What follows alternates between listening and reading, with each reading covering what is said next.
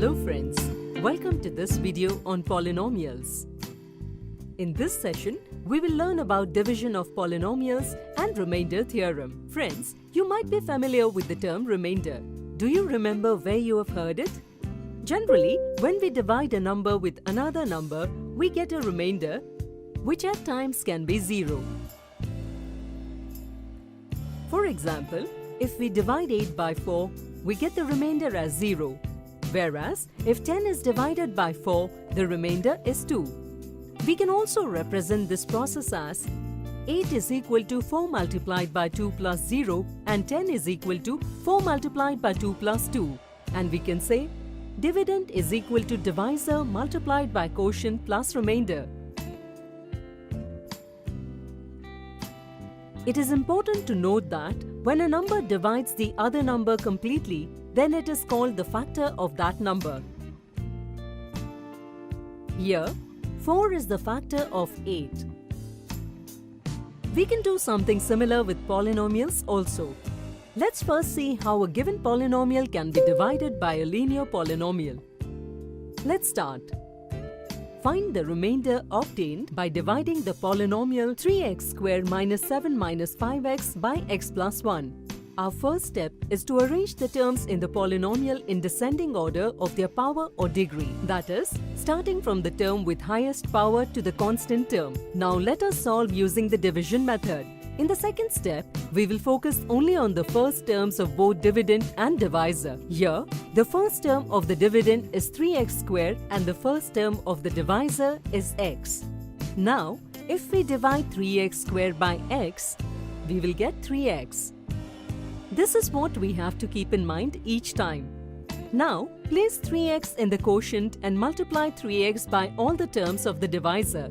Now, we get plus 3x squared plus 3x, which we will write here and subtract just like we do with numbers. When we subtract, the signs of the terms change. Here, we will get minus 8x. Bring the remaining terms of the dividend down just like we do for numbers. Friends, can you tell what will be our next step? We will now focus on x and minus 8x. Friends, sometimes we don't pay attention to signs. Do not forget to pay attention to signs. Now let's see what we will get when we divide minus 8x by x. The number that we get is minus 8. Let's write minus 8 in the quotient place, and if we multiply it with all the terms of the divisor, we get minus 8x minus 8. When we subtract it, we are left with remainder 1. We can represent this division in the form of 3x squared minus 5x minus 7 is equal to x plus 1, 3x minus 8 plus 1. Friends, the division process will not be complete till we get the power of the remainder 1 less than that of the divisor. This means if the divisor is a linear polynomial, then the remainder should be a constant polynomial or any number or 0. Now let's find p of minus 1 for the polynomial p of x is equal to 3x squared minus 5x minus 7. We got 1 as the remainder, which is the same as what we got by the division method. And where did we get this minus 1 that we substituted in the polynomial? We got that from the divisor. And this is the remainder theorem. So friends, let's assume p of x is a polynomial with degree greater than or equal to 1 and a is a real number. If the polynomial p of x is divided by a linear polynomial x minus a, the remainder we get is p of a. Now let's compare this with our previous example where we divided the polynomial 3x squared minus 5x minus 7 by a linear polynomial x minus 1 and we got the remainder p of minus 1 is equal to 1. And if the remainder is found to be 0, then p of a is equal to 0. And in such situations, a is the 0 of the polynomial. Let's look at an example for this. On dividing the polynomial x squared minus 3x plus 2 by x minus 2, we get the remainder as 0. Now, by equating the divisor x minus 2 to 0, we get x is equal to 2. and p of 2 will be 0. That means 2 is the 0 of this polynomial. So friends, with this let's end this video. In this session, we learned about division of polynomials and the remainder theorem. See you in the next video where we will solve some questions based on this topic. Thank you.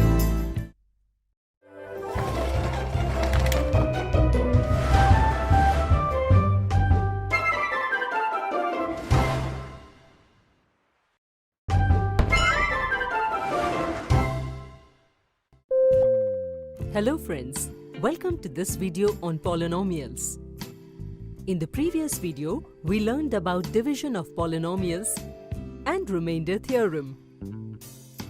Today, we will solve some questions related to the remainder theorem. So, let's start with our first question.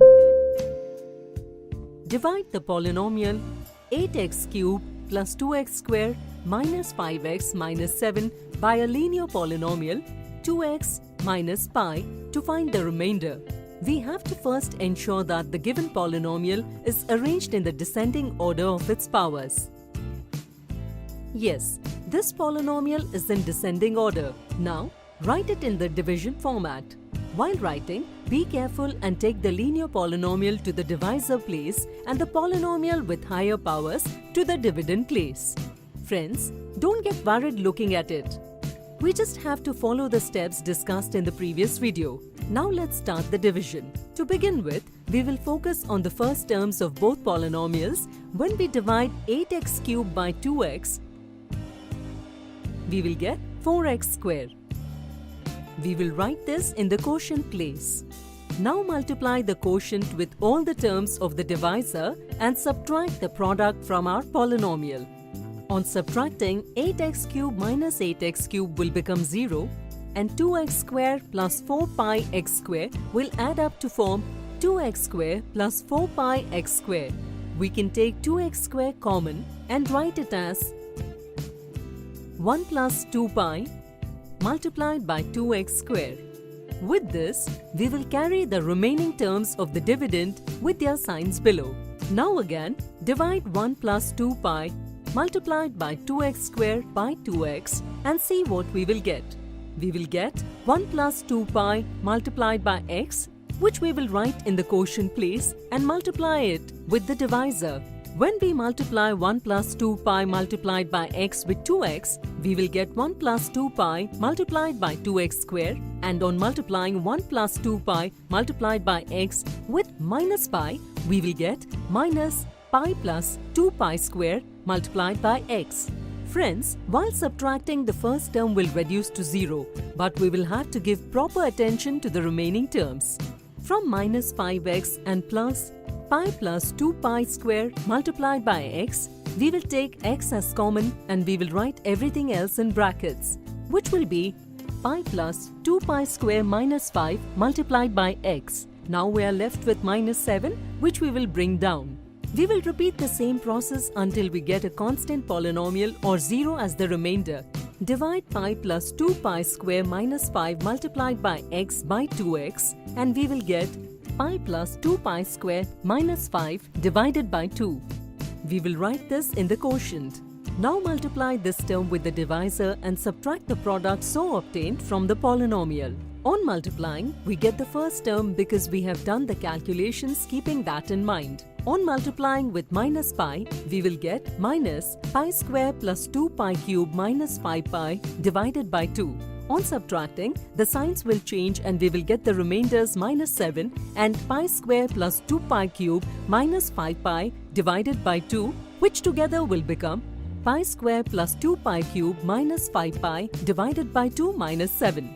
Friends, if we carefully observe the remainder, there is no term with variable x. This means we have got a constant polynomial and hence the division is now complete. So we can say that pi squared plus 2 pi cube minus 5 pi divided by 2 minus 7 is the remainder. This is the solution to this question using long division method. Now let's see the solution using remainder theorem. Let's assume p of x is a polynomial with degree greater than or equal to 1 and a is a real number.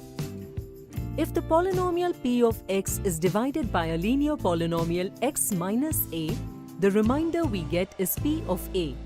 Let's compare this with our example. Here we are dividing the polynomial p of x by a linear polynomial x minus pi by 2. We got the remainder p of pi by 2 as pi square plus 2 pi cube minus 5 pi divided by 2 minus 7. Now let's move to the second question. State whether the given linear polynomial x minus 1 by 3 is a factor of the polynomial x cube minus 10 by 3x square plus 3x minus 2 by 3. If on dividing the two polynomials we get the remainder as 0, then we can say that the linear polynomial is a factor of the given polynomial.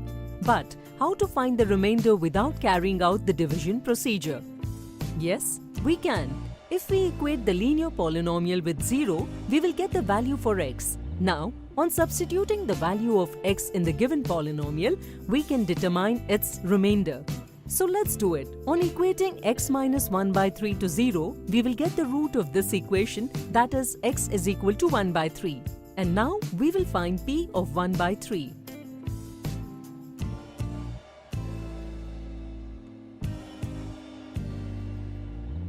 We got p of 1 by 3 as 0.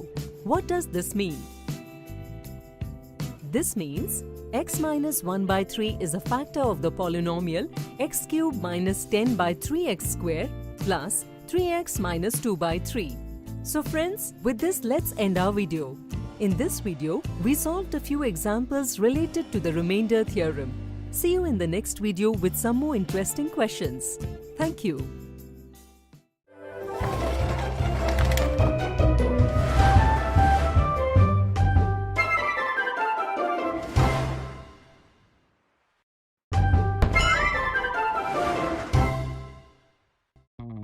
Hello friends, welcome to this video of polynomials.